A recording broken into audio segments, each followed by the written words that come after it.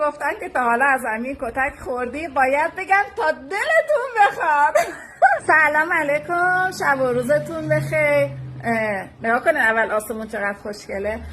بچه من دیروز یه باکس گذاشتم، گفتم هر سوالی دارید بپرسید. حالا تا اونجایی که بتونم سوالاتون رو جواب میدم. اولین سوال همین سواله، چون مسئله مرگ و زندگی خیلی هم مثل که مهم بوده، اول اینو جواب میدم.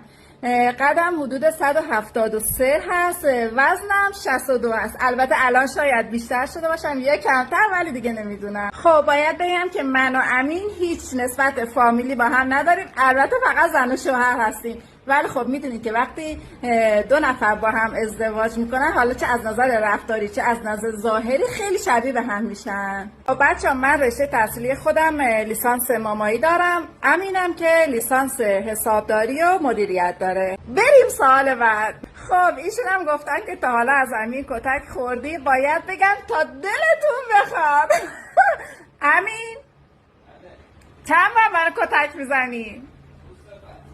دیدی خودش اعتراف میکنه، میگه روزی 3 کتک بخوری.